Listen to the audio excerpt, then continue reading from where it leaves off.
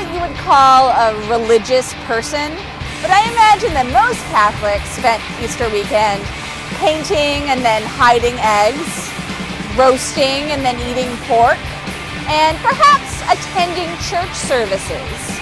You know, except for those who dropped everything to protest a certain upcoming Tom Hanks movie. I'm Karina Longworth, and this is Fill in the Blank for Tuesday, April 18th, 2006.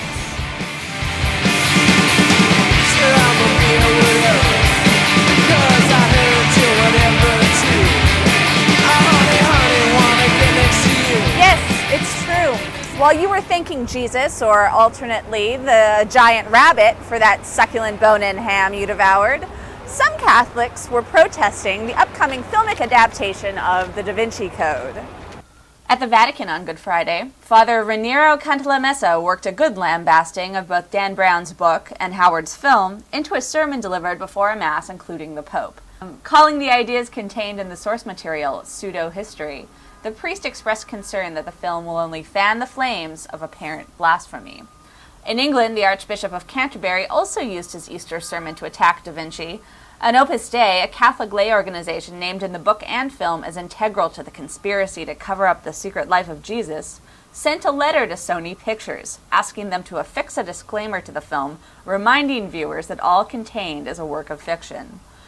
Opus Dei's letter asked Sony to affix the disclaimer, quote, as an expression of respect towards Jesus Christ.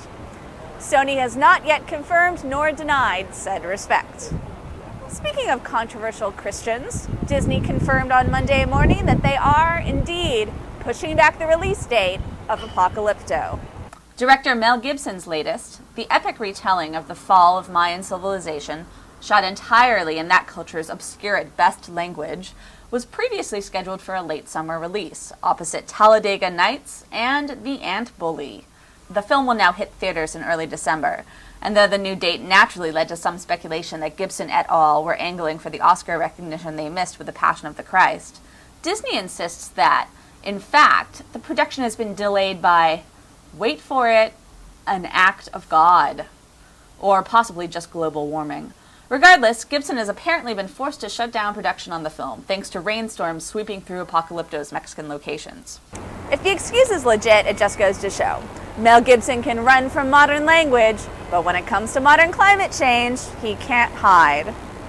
In marketing news, Paramount announced on Monday that they're going to unveil Mission Impossible 3 in Rome 10 days before the film premieres in New York City.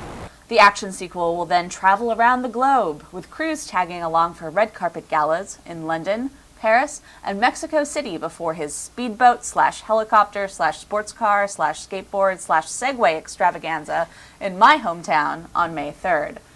Interestingly, it was revealed last week that the studio plans to hold the film from critics until just 3 days before its North American opening.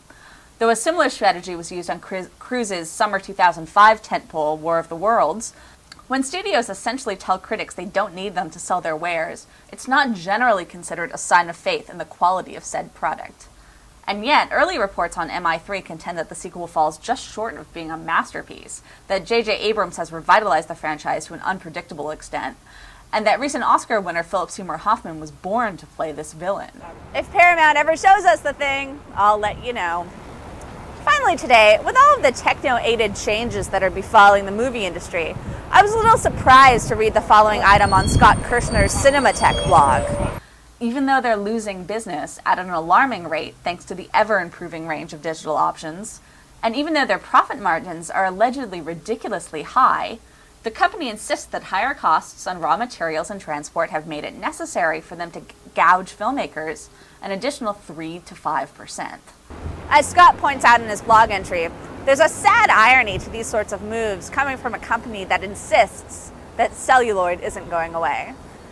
So that's all for today's show. Don't forget to go back to cinematical.com and vote for your favorite name for this podcast. It looks like right now Cinematicast is in the lead, so if you don't like that one, go ahead and cast your votes.